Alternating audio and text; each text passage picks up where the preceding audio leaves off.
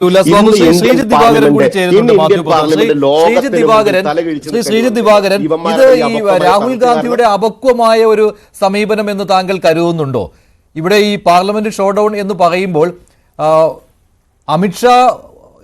അമിത്ഷായുടെ പ്രസംഗം അതാണല്ലോ ആയുധമാക്കുന്നത്. അവിടെ അംബേദ്കറെ അപമാനിച്ചു എന്ന കാര്യം ഉയർത്തിക്കാട്ടിക്കൊണ്ടുള്ള ഒരു രാഷ്ട്രീയ പ്രചാരണം അത് സ്വാഭാവികമായിട്ടും നടത്തും. അത് കോൺഗ്രസും ഇന്ത്യ സഖ്യവും നടത്തും. അതുവഴി ഇന്ത്യ സഖ്യത്തിന് ഒരു ഒത്തൊരുമ ഉണ്ടായിട്ടുണ്ട് എന്ന് ശ്രീ മോഹൻ വർഗീസ് ഇവിടെ നിരീക്ഷണം നടത്തുകയുമുണ്ടായി. താങ്കൾ ഏത് രീതിയിലാണ് ഇതിനെ വിലയിരുത്തുന്നത്? ആർക്കെങ്കിലും നേട്ടമുണ്ടാകുന്ന രീതിയിലാണോ ഈ കാര്യങ്ങൾ പോകുന്നത്, അതോ അപക്വമായ സമീപനമാണോ ഇരുപക്ഷത്തു നിന്നും കാണാൻ കഴിയുന്നത്?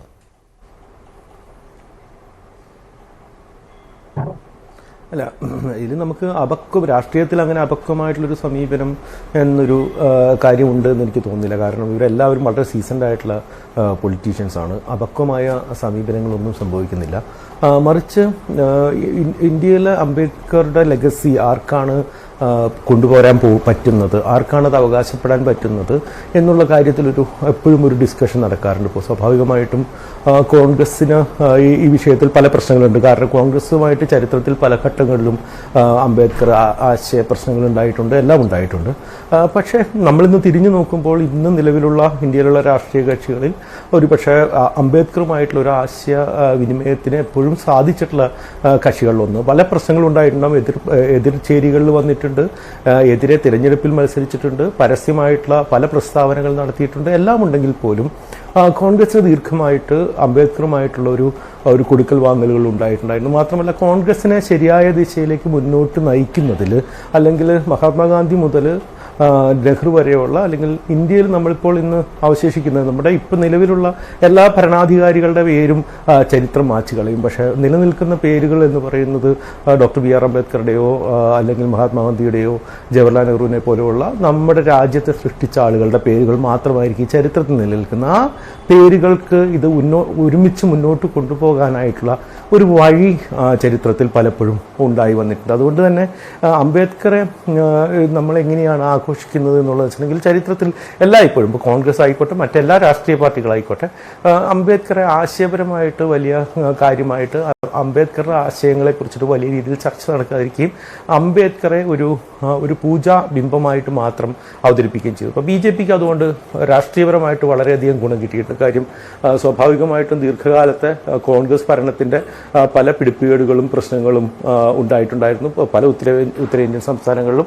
അവിടെ എല്ലാ പ്രദേശങ്ങളിലും പല പ്രദേശങ്ങളിലും വളരെ സ്ട്രോങ് ആയിട്ടുള്ള ഒരു ഒരു ഇൻട്രൂഷൻ നടത്താൻ, ദളിത് മേഖലയിൽ ഇൻട്രൂഷൻ നടത്താനായിട്ട് അംബേദ്കറുടെ സമാധി ദിനവും ജന്മദിനവും എല്ലാം BJP ഉപയോഗിച്ചിട്ടുണ്ട്. BJPക്ക് അത് അംബേദ്കർ ഇപ്പോൾ അവരുടെ ഒരു വലിയ രാഷ്ട്രീയ ആയുധവുമാണ്. അതുകൊണ്ട് തന്നെ BJPയുടെ ഭാഗത്ത് നിന്ന് അംബേദ്കർക്ക് എതിരായിട്ട് വരുന്ന ഓരോ വാചകവും, അല്ലെങ്കിൽ എന്തെങ്കിലും തരത്തിലുള്ള വാചകത്തിൻ്റെ ശകലമോ എന്താണെങ്കിലും അത് ഉപയോഗിക്കാനായിട്ട് സ്വാഭാവികമായിട്ടും കോൺഗ്രസ് ഒരു ശ്രമം നടത്തും.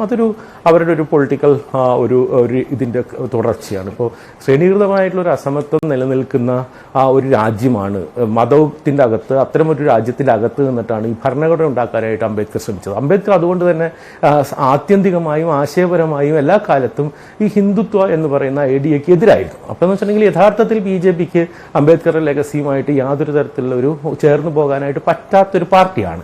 പക്ഷേ BJP വളരെ തന്ത്രപരമായിട്ട് രാഷ്ട്രീയപരമായിട്ട് ഈ അംബേദ്കറെ ദീർഘകാലമായിട്ട് ഉപയോഗിക്കുകയും പല സ്ഥലങ്ങളിലും, ഇപ്പോൾ പ്രത്യേകിച്ചും UPയിലും മധ്യപ്രദേശിലും അടക്കമുള്ള സ്ഥലങ്ങളിൽ നമുക്കിപ്പോഴും ഞങ്ങൾക്ക് ഇഷ്ടംപോലെ സ്ഥലത്ത് യാത്ര ചെയ്യുന്ന സമയത്ത് ഈ പറഞ്ഞ രീതിയിൽ പല കാസ്റ്റ് കോളനികളിൽ പ്രദേശങ്ങളിലെല്ലാം BJPക്ക് കടന്നു കയറാനായിട്ട് കഴിഞ്ഞിട്ടുള്ളത് ഈ അംബേദ്കർ വഴിയുള്ള ഒരു ഇതുണ്ട്. അതുകൊണ്ട് തന്നെ അതിലൊരു വളരെ വലിയ വ്യക്തമായ ഒരു രാഷ്ട്രീയമുണ്ട്. അതുകൊണ്ട് തന്നെ ഈ രാഷ്ട്രീയം ദീർഘകാലമായിട്ട് നമ്മൾ ചർച്ച ചെയ്യുകയും ചെയ്യും.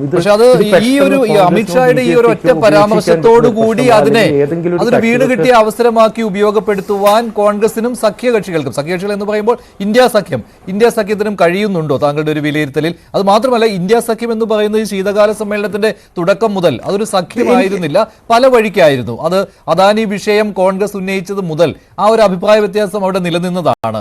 പലപ്പോഴും സഖ്യകക്ഷിയിൽപ്പെട്ട ഒരു പാർട്ടി അല്ലെങ്കിൽ മറ്റൊരു പാർട്ടി ഈ പ്രതിഷേധത്തിൽ ചേരാതെ മാറി നിൽക്കുകയായിരുന്നു. അത് പാർലമെന്റിന് ഉള്ളിലും പ്രതിഫലിച്ചതാണ്. ചില ഇറങ്ങിപ്പോക്കുകളിലൊക്കെ സഹകരിക്കാതിരുന്നു. വന്നിട്ടുമുണ്ട്. അത് ഓരോ വിഷയങ്ങളെ അടിസ്ഥാനമാക്കി ഓരോരുത്തരുടെ നിലപാട് വ്യത്യസ്തമായിരിക്കും. പിന്നെ കോൺഗ്രസിന് ഇന്ത്യ സഖ്യത്തിന്റെ നേതൃത്വത്തിൽ ഇരിക്കുവാൻ യോഗ്യതയില്ല എന്ന രീതിയിലുള്ള പരാമർശം പോലും വന്നതാണ്. അപ്പോൾ ഈ ഒരു ഘട്ടത്തിൽ അമിത്ഷായുടെ ഈ പരാമർശം അതൊരു വീണ് കിട്ടിയ അവസരമായി മാറുന്നുണ്ടോ? അവിടെ ഒരു യോജിപ്പ് പ്രകടമായിട്ട് വരുന്നുണ്ടോ സഖ്യത്തിൽ? എനിക്ക് തോന്നുന്നത് അത് എന്തായാലും ഇന്ത്യ സഖ്യത്തിന് ഗുണകരമായിട്ട് തോന്നുന്നു. ഇന്ത്യ സഖ്യം നമുക്കറിയാവുന്ന പോലെ ഒരു കൃത്യമായിട്ടൊരു കെട്ടുറപ്പുള്ള ഒരു ഘടനാപരമായിട്ട് കെട്ടുറപ്പുള്ള ഒരു സംവിധാനമൊന്നുമല്ല. അത് കാരണം തന്നെ അതിന് പല പ്രശ്നങ്ങളും സംഭവങ്ങളും ഉണ്ട്. അതിൽ വലിയ വളരെ മുതിർന്ന നേതാക്കൾ പലയിടത്തും ഉണ്ട്. ഇപ്പോൾ മമതാ ബാനർജി പോലൊരു നേതാവ് മുതൽ പല നേതാക്കന്മാരും അതിലുണ്ട്. അപ്പോൾ അവർക്കെല്ലാം അവരുടേതായിട്ടുള്ള അഭിപ്രായങ്ങളും കാര്യങ്ങളും ഉണ്ട്. ശരത് പവാർ ഉണ്ട് ഇപ്പറേ.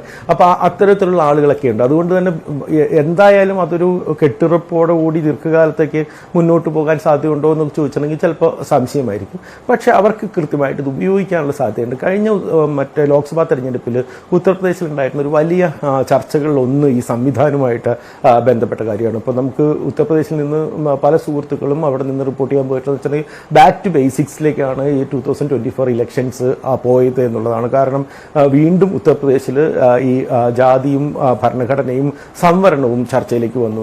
BJP വീണ്ടും ഒരിക്കൽ കൂടി വലിയ ഭൂരിപക്ഷത്തിൽ അധികാരത്തിൽ വന്നിട്ടുണ്ടെങ്കിൽ ഈ സംവരണം ഇത്തരത്തിൽ തന്നെ നിലനിൽക്കുമോ എന്നുള്ളൊരു കാര്യത്തിൽ വലിയ സംശയമുണ്ടായിരുന്നു. അല്ലെങ്കിൽ അതിപ്പോൾ ആര് തുടങ്ങി വെച്ചു, ആര് ചർച്ച എന്നുള്ളതല്ല, ആ ചർച്ച അവിടെ നിലനിൽക്കുന്നുണ്ടായിരുന്നു. അതിപ്പോൾ BJP അങ്ങനെ ചെയ്യുമോ ഇല്ലയോ എന്നുള്ളതല്ല ഞാൻ പറയുന്നത്, മറിച്ച് അങ്ങനെ ഒരു ചർച്ച അവിടെ നിലനിൽക്കുന്നുണ്ടായിരുന്നു. അത് SP-ക്കും കോൺഗ്രസിനും എല്ലാം വളരെ കാര്യമായിട്ട് പ്രയോജനപ്പെടുകയും ചെയ്തു. പിന്നീട് ഈ 2024 ഇലക്ഷൻസിന് ശേഷം ഇപ്പം നമുക്കറിയാം, അതിനുശേഷമുള്ള ഇപ്പോൾ നടന്ന ഉപതെരഞ്ഞെടുപ്പിൽ വീണ്ടും അവിടെ BJP അവിടെ വിജയിച്ചിട്ടുണ്ട്. കുറച്ചുകൂടി അവരുടെ പഴയ സ്ഥലത്തിലേക്ക് തിരിച്ചു വന്നിട്ടുണ്ട്. കാരണം എന്ന് വെച്ചിട്ടുണ്ടെങ്കിൽ വീണ്ടും അവിടെ മുസ്ലിം ഹിന്ദു കലാപങ്ങൾ പൊട്ടിപ്പുറപ്പെട്ടിട്ടുണ്ട്. അപ്പോൾ അത് കാരണം തന്നെ SP-യെ സംബന്ധിച്ചിടത്തോളം വീണ്ടും ഒരു പക്ഷേ കുറച്ചുകൂടി സ്ട്രോങ് ആയിട്ട് ഇന്ത്യ സഖ്യത്തിലുള്ള SP-ക്ക് വളരെ സ്ട്രോങ് ആയിട്ട് ബാക്ക് ടു ബേസിക്സിലേക്ക് പോകാനായിട്ടുള്ള ഒരു കാര്യത്തിന് ഇത് ഉപയോഗപ്പെടുത്തും. മാത്രമല്ല അത് ബീഹാറിലും BJP-യെ സംബന്ധിച്ചോളം കുറച്ച് പ്രശ്നത്തിലേക്ക് പോകും. കാരണം നിതീഷ് കുമാർ അടക്കമുള്ള ആളുകൾക്ക് അവിടെ വലിയൊരു ദളിത് പോപ്പുലേഷൻ ഉള്ളതാണ്. അവിടുത്തെ ഇലക്ഷൻസ് ആണ് അടുത്ത വർഷം വരുന്നത്. വലിയ ചർച്ചയിലേക്ക് അവിടുത്തെ ദളിത് സമൂഹത്തിനെ ഒരു പുറത്തോട്ട് പിന്നോക്കടിക്കാനായിട്ടോ അവരെ ഏതെങ്കിലും തരത്തിലേക്ക് മാറ്റി നിർത്തുന്ന തരത്തിലേക്കോ ഏതെങ്കിലും പ്രശ്നത്തിലേക്ക് നയിക്കുന്ന തരത്തിലേക്കോ ഉള്ളൊരു ഡിസ്കഷൻ സ്റ്റാർട്ട് ചെയ്യാനായിട്ട് നിതീഷ് കുമാർ ഇത് എത്ര നാൾ ഇത് മുന്നോട്ട് കൊണ്ടുപോകുവാൻ കഴിയുമെന്നുള്ള ചോദ്യവുമുണ്ടല്ലോ. ഇപ്പോൾ ഇന്നലെ സജീവമായിരുന്നു ഈ വിഷയം. ഇന്ന് രാവിലെ ഈ അംബേദ്കർ വിഷയം ഉന്നയിച്ചുകൊണ്ട് പ്രതിഷേധം വന്ന സമയത്താണ് അതിന് മറ്റൊരു തലത്തിലേക്കുള്ള മാറ്റം സംഭവിച്ചത്. അവിടെയാണല്ലോ രാഹുൽ ഗാന്ധിക്കെതിരായിട്ടുള്ള പരാതി വന്നിരിക്കുന്നത്. ഇപ്പോൾ പോലീസിൽ പരാതി എത്തിയിരിക്കുകയാണ്. FIR മിക്കവാറും രജിസ്റ്റർ ചെയ്യുവാനുള്ള സാധ്യതയുമുണ്ട്. രാഹുൽ മാപ്പ് പറയണമെന്ന് ഇപ്പോൾ ആവശ്യപ്പെടുന്നുണ്ട് BJP. അതിൽ ഒരു വനിതാ MP അപമാനിച്ചു എന്ന കാര്യവും കൂടി അതിലേക്ക് വന്നിട്ടുണ്ട്. അപ്പോൾ ഈ വിഷയം, ഈ അംബേദ്കർ വിഷയം അധികം ഉയർന്നു വരുന്നതും അത് നിലനിൽക്കുന്നതും അത് തിരിച്ചടിയാകുമെന്നുള്ള കൃത്യമായ നിരീക്ഷണമുണ്ട് BJPക്ക്. അതുകൊണ്ട് ആ വിഷയത്തിൽ നിന്ന് തെന്നിമാറി പോകുവാനുള്ള ഒരു തന്ത്രപരമായ സമീപനം തന്നെയല്ലേ ഇന്ന് പാർലമെന്റ് കവാടത്തിൽ കണ്ടത്? ഉറപ്പായിട്ടും കാരണം വെച്ചാൽ ഇത് നമുക്ക് കൃത്യമായിട്ട് അറിയാം. കാരണം വെച്ചിട്ടുണ്ടെങ്കിൽ ഈ ഡിസ്കഷൻ മുന്നോട്ട് പോകുന്നത് BJPക്ക് സത്യം പറഞ്ഞിട്ടുണ്ടെങ്കിൽ വലിയ ഗുണമാണ്. കാരണം അംബേദ്കർ രാഷ്ട്രീയം അല്ലെങ്കിൽ ദളിത് രാഷ്ട്രീയത്തിലേക്ക് ശരിക്കും ഈ കഴിഞ്ഞ കുറച്ച് കാലങ്ങളിലിടയിൽ ഏറ്റവും അധികം ഒരു മുന്നേറ്റം ഉണ്ടാക്കാൻ സാധിച്ചിട്ടുള്ളത് BJPക്കാണ്. എന്ന് വെച്ചിട്ടുണ്ടെങ്കിൽ അത് ദളിത് രാഷ്ട്രീയത്തിൽ നിന്നല്ല, പക്ഷേ പല രീതിയിലും സ്വാഭാവികമായിട്ടും പലതരത്തിലുള്ള സാമൂഹ്യമായിട്ടുള്ള പിന്നോക്കാവസ്ഥ നിൽക്കുന്ന മനുഷ്യർക്ക് ഇടയിലേക്ക് പല സ്ഥലത്തിലേക്കും BJPക്ക് ഇൻട്രൂഷൻ ഉണ്ടാക്കാനായിട്ട് പറ്റിയിട്ടുണ്ട്. കാരണം അവർ പരമ്പരാഗതമായിട്ട് BJPക്ക് വോട്ട് ചെയ്യുന്ന ആൾക്കാരല്ലായിരുന്നു, മറ്റു പാർട്ടികൾക്ക് വോട്ട് ചെയ്യുന്ന ആൾക്കാരായിരുന്നു. ആ വോട്ട് ചെയ്തുകൊണ്ട് അവർക്ക് പ്രയോജനമില്ലായിരുന്നു. മറ്റു രീതിയിലേക്ക് വോട്ട് ചെയ്താൽ ശ്രമം നടത്തുക എന്നുള്ളൊരു ഒരു ചർച്ച മുന്നോട്ട് കൊണ്ടുപോകാൻ BJPക്ക് സാധിച്ചിട്ടുണ്ട്. അത് കാരണം തന്നെ BJPയെ സംബന്ധിച്ചിടത്തോളം അമിത്ഷാ അംബേദ്കർക്കെതിരെ എന്തെങ്കിലും പറഞ്ഞു എന്നുള്ളൊരു വാർത്ത പ്രചരിക്കുന്നതും അമിത്ഷാ മാപ്പ് പറയണം എന്നുള്ളൊരു പരസ്യമായ ചർച്ച നടക്കുന്നതും വലിയ ക്ഷീണമായിരിക്കും. അക്കാര്യത്തിൽ യാതൊരു സംശയവുമില്ല. അതുകൊണ്ട് തന്നെയാണ് അവർ പൂർണ്ണമായിട്ടും അത് രാഹുൽ ഗാന്ധിയുടെ തലയിലേക്ക് ഈ പ്രശ്നം വയ്ക്കുകയും രാഹുൽ ഗാന്ധി മാപ്പ് പറയണം എന്ന രീതിയിലുള്ള ഒരു പാരലൽ ചർച്ച ആരംഭിക്കുകയും ചെയ്തു. സ്വാഭാവികമായിട്ടും ദേശീയ തലത്തിൽ കൂടുതൽ ട്രാക്ഷൻ കിട്ടാൻ സാധ്യതയുള്ളൊരു ഡിസ്കഷനാണ് അത്.